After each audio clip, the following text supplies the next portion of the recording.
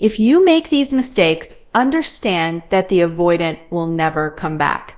This may sound simple, but in reality, it's a deep psychological truth. Avoidants don't walk away suddenly. Every step they take is the result of an ongoing silent struggle within them.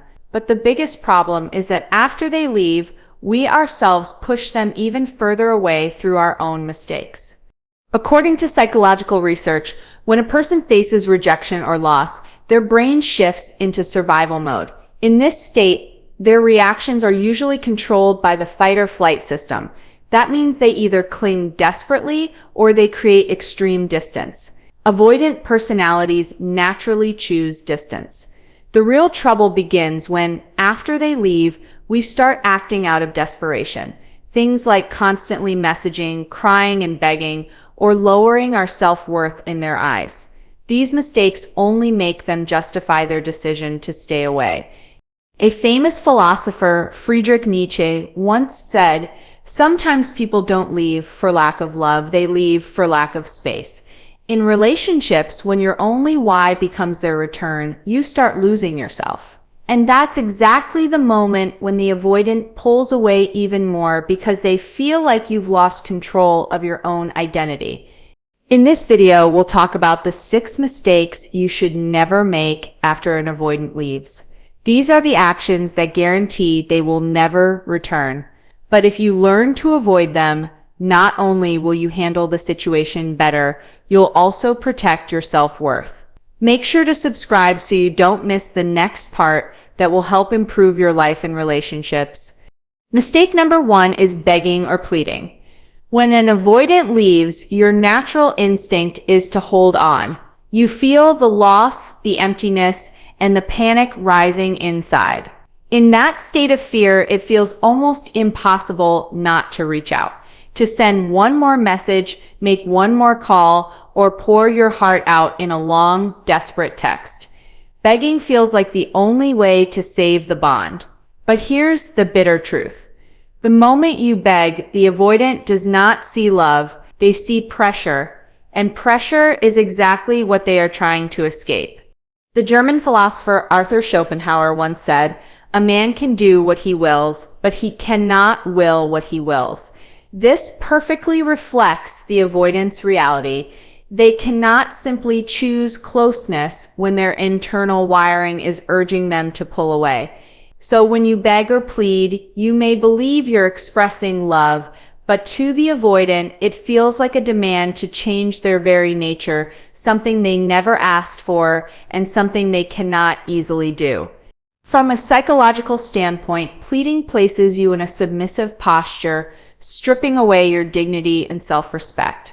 The avoidant's core fear is engulfment, the feeling that someone else will consume their freedom or identity. So when you fall to your knees, metaphorically, when you cry, beg, and plead, what the avoidant hears is not your pain, but your unspoken demand. Stay even if you don't want to. And for someone wired to value independence above everything, this becomes suffocating. But this doesn't mean you have no choice except to watch them slip away. The healthier response is to step back with grace, not chase with desperation. Instead of filling their phone with endless calls, let silence carry your strength. Instead of begging them to stay, show through your calmness that your world does not collapse without them. An avoidant does not respond to pressure, but they do notice self-control, and nothing unsettles them more than realizing you are not trying to pull them back. The shift here is subtle but powerful. When you stop pleading, you remove their justification for distance. When you maintain dignity, you remind them of your value. Rather than pushing them further away, you allow the space they crave, and in that space, respect begins to regrow. If your instinct is to cry out, "Please don't leave," replace it with silence that says, "I won't chase, but I also won't lose myself." That silence becomes your shield, your proof of strength, and sometimes the very thing that makes an avoidant question their decision. Mistake number 2, over-texting or calling. When you separate from an avoidant, the first fear that grips you is the possibility of losing contact altogether. Out of this fear, you start sending message after message, making one call after another, trying to turn every bit of silence into noise. You believe that this persistence will make your presence felt. But in reality, for the avoidant, it becomes a form of pressure that pushes them even further away. Every new notification from you does not feel like closeness. It feels like an attempt to invade their space. The Greek philosopher Epictetus once said, "If you want to improve, be content to be thought foolish and stupid." The meaning behind this is that true strength lies in patience and calm, not in haste and noise. Yet when you flood the avoidant with calls and texts, you destroy your own calm. The more you chase, the easier it becomes for the avoidant to believe their decision was right. They don't see your messages as love. They see them as a net, and stepping into it would mean the end of their freedom. From a psychological perspective, over-texting and over-calling exposes your restlessness. Each repeated call tells the avoidant that you are incapable of holding your life together without them. And that very signal awakens their greatest fear, the fear that returning means every day, every moment will depend entirely on them. That is why the avoidant increases their distance, because closeness now feels like responsibility and burden. But there is another way to respond. Instead of revealing your anxiety through a flood of texts, you can show calmness through your behavior. There is power in silence, and the avoidant senses it immediately. When you don't overcontact them, your message becomes clear. My life does not revolve around you alone. This subtle shift forces the avoidant to see you differently, as someone who respects themselves enough to also respect space. At the same time, invest your energy into your own growth. Keep yourself engaged. Spend time with friends. Focus on your passions. This not only makes you stronger, but also creates a new image of you in the avoidant's eyes. A person who knows their value and doesn't need to rely on pressure to hold someone close. Where your heart may want to send 20 messages, taking a step back is actually the action that makes the avoidant stop and reconsider. Mistake number 3, posting for attention. Social media traps. When an avoidant pulls away, the silence feels unbearable. You want to scream to show them what they've lost. And social media becomes the easiest weapon in your hands. You start posting stories, pictures, or quotes that are not really meant for the world, they're meant for them. A sad song, a moody caption, or a perfectly curated photo is uploaded in the hope that they will see it and regret leaving. But here's the truth. Every time you post for attention, you're not pulling them closer. You're chasing them indirectly, and an avoidant sees right through it. Instead of feeling drawn back, they feel confirmed in their belief that you cannot handle the separation with maturity. The philosopher Søren Kierkegaard once said, "The crowd is untruth." What he meant was that the need to be seen and validated by others often takes us away from authenticity. And that is exactly what happens when you post for an avoidant. You are no longer living authentically. You are performing. The avoidant doesn't see a strong individual. They see someone trying to manipulate emotions through public displays. And for someone already allergic to pressure, these signals feel like hidden chains. Psychologically, attention-seeking posts reveal two things: desperation and dependency. When you upload a sad song at midnight or a picture that screams loneliness, the avoidant doesn't think, "They still love me." Instead, their mind interprets it as, "They are still chasing me even without speaking directly." For an avoidant, this is exhausting. They don't view it as romance. They view it as strategy. And because their instinct is to protect their freedom, they withdraw even more. What you thought would spark guilt or curiosity only deepens their resolve to keep distance. But here is the shift you can make. Instead of using social media as a weapon, use it as a mirror of your real growth. Don't post to prove something to them. Post only if it genuinely reflects what you're doing for yourself. Better yet, step back from using it as a stage altogether. The strongest message you can send to an avoidant is the absence of performance. When they don't see desperate signals, when they realize you're not trying to provoke or impress them, it creates a space where their curiosity begins to rise on its own. The real solution lies in redirecting your focus. Pour your energy into actual experiences, not online appearances. Meet people, learn something new, go places, and let your life be evidence of strength without needing to display it for their eyes. If you must share, let it be natural, not targeted. Because when you stop posting for attention, two things happen. You regain your authenticity, and the avoidant no longer feels chased. Ironically, that's the only environment where they might one day look back and notice your absence. What once was an indirect chase can transform into silent dignity, and that silence speaks louder than any post ever could. Mistake number 4, talking negative about them. When an avoidant leaves, the pain feels unbearable. And in that storm of emotions, many people fall into the trap of speaking badly about them. It might be in conversations with friends, through subtle digs online, or even by sharing private details to paint the avoidant as the villain. In those moments, it feels like release, as though exposing their flaws will give you some relief. But what it truly does is destroy the last thread of trust between you and them. An avoidant already fears judgment and conflict. When they sense you are talking negatively, it convinces them that staying away is the safest choice. The philosopher Socrates once said, "Strong minds discuss ideas. Average minds discuss events. Weak minds discuss people." These words cut to the core of this mistake. When you use your energy to tear the avoidant down, you're not showing strength, you're showing weakness. They don't see your pain as justified. They see your words as proof that closeness with you will only lead to exposure and criticism. For someone who values their emotional safety above all, this is the ultimate red flag. On a deeper level, speaking negatively projects insecurity. Instead of appearing calm, you appear reactive. And while you may believe you are regaining control by venting, the avoidant interprets it as a loss of control. Each negative word you speak reinforces the idea in their mind. This is why I needed to step back. Even if they don't hear the words directly, news has a way of reaching them, and the impression it leaves is lasting. To them, it is not simply gossip, it is betrayal, and betrayal is something that shuts the door permanently. But here is the choice you can make instead. Silence and restraint become your shield.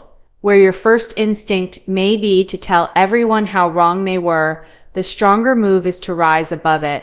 By not speaking ill, you protect your own dignity. And ironically, you protect the possibility of their respect as well. For an avoidant, seeing that you did not attack their character, even in their absence, plants a seed of curiosity. If they didn't turn against me, maybe I misjudged them. That seed can later grow into reflection, something pleading or chasing could never achieve.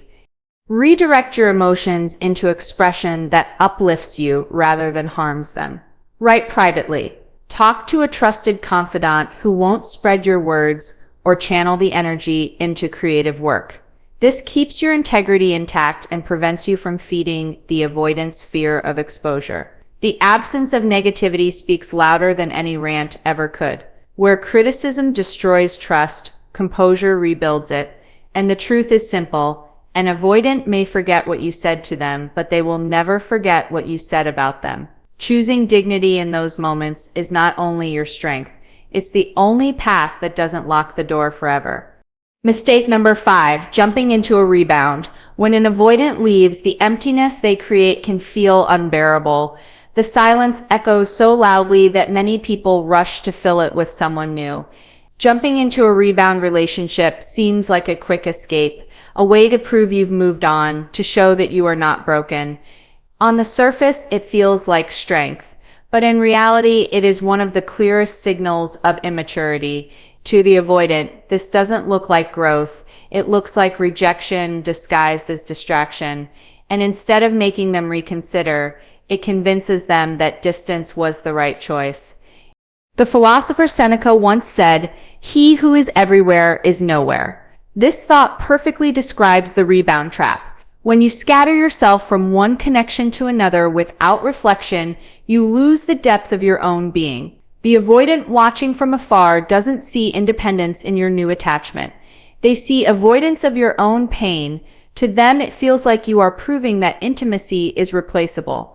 And if they were once special, that sense of value disappears instantly. Psychologically, a rebound exposes your inability to sit with discomfort. Instead of showing that you can handle loss with composure, you reveal that you need constant distraction to survive. And for an avoidant who already fears being engulfed, seeing you leap into someone else's arms confirms their deepest suspicion. If I return, I'll be trapped in a cycle where emotions are never stable. Your attempt to spark jealousy or indifference backfires because rather than missing you, they feel justified in walking away. They tell themselves, they didn't really love me, they just needed anyone. But there's another choice. One that speaks far louder than a rebound ever could. Instead of running to someone new, allow yourself to remain still in the silence. Show through your actions that you are not afraid of solitude. This doesn't mean you cut yourself off from the world, but it does mean you don't use another person as a shield against your wounds. The avoidant, whether consciously or not, notices this. They see that you are not throwing your heart into the next available hand just to fill a gap, and that restraint makes them view you with more respect than any rebound could ever achieve. The most powerful thing you can do in the aftermath of loss is to choose growth over distraction. Invest in yourself, in your health, your passions, your friendships. Rebuild the parts of you that were neglected, not by replacing the avoidant, but by strengthening your own foundation. A rebound screams desperation. Self-growth whispers maturity, and the avoidant who runs from pressure cannot ignore the quiet dignity of someone who rises alone. That image plants a seed no performance or new relationship could ever plant, the seed of doubt about their choice to leave. Mistake number 6. Chasing closure too fast. When a relationship ends with an avoidant, the unanswered questions can feel heavier than the breakup itself. You want to know why. You want an explanation. You want them to confirm your worth. That hunger for closure pushes you to demand answers right away. You send long messages asking what went wrong, or insist on meeting so you can just talk it through. To you, it feels like seeking clarity. To the avoidant, it feels like pressure. And pressure is the very thing that makes them retreat even further. The urgency for closure, instead of bringing peace, convinces them that leaving was the only way to escape suffocation. The philosopher Lao Tzu once said, "Nature does not hurry, yet everything is accomplished." His words remind us that forcing timing rarely leads to harmony. When you chase closure too quickly, you are not giving space for the natural process of reflection. The avoidant does not hear your request as a calm question, they hear it as a demand, and in their world demands equal loss of freedom. That fear of being cornered makes them shut down, offering either shallow answers or no answers at all, which leaves you even more frustrated than before. On a psychological level, the obsession with closure exposes an inability to tolerate uncertainty. By pushing for explanations, you unconsciously show that your sense of stability depends on their words. To the avoidant, this dependence feels dangerous. They already fear being responsible for another's emotions, and your insistence confirms their worst belief. If I return, I'll be held accountable for every feeling they have. What was meant to bring clarity ends up building a wall that feels impossible to cross. But the path does not have to end there. The wiser move is to slow down and let silence do its work. Instead of demanding immediate closure, allow yourself to sit with the unknown. This is not weakness, it is strength. When you resist the urge to corner them with questions, you show that your emotional world does not rely on their explanations. That restraint can shift the dynamic completely. The avoidant begins to sense that you are not chasing them, not trying to tie them down with words, and that in itself lowers their defenses. Closure is not something to be hunted. It is something that grows over time. Focus instead on creating your own meaning from the experience. Journal your feelings. Talk to someone you trust or reflect quietly. These steps allow you to process without dragging the avoidant into a space they are not ready for. And ironically, when you stop demanding answers, that is often when the avoidant feels safe enough to speak. Patience here becomes your greatest ally. If you chase closure too fast, you lose both clarity and dignity. But if you allow time to unfold naturally, you may find that closure either comes on its own or you no longer need it to move forward. In the end, what truly drives an avoidant further away is not always the breakup itself, but the way you respond afterward. Every desperate act, whether it's begging, over-texting, posting for attention, talking badly about them, rushing into someone new, or demanding closure too fast, sends the same signal: pressure. And pressure is the very thing an avoidant runs from. But when you choose restraint over reaction, you shift everything. You may not control whether they return, but you do control how you carry yourself. By refusing to beg, by resisting the urge to flood their phone or social media, by guarding their dignity even when you feel hurt, you show a strength that words cannot express. Silence, self-control, and self-respect are not signs of weakness. They are signs of someone who refuses to be defined by loss. The truth is, avoiding these mistakes is not just about keeping the avoidant's respect. It's about protecting your own. Even if they never come back, you will still have yourself stronger, calmer, and more whole than before. That is the only kind of healing that really lasts. So remember, every action you take after they leave either shuts the door permanently or leaves space for respect to regrow. The choice will always be yours. Protect your worth, guard your dignity, and allow time to work in your favor. If this spoke to you, make sure to subscribe so you don't miss the next part that will help you understand avoidance more deeply and, more importantly, help you rebuild yourself with clarity and strength.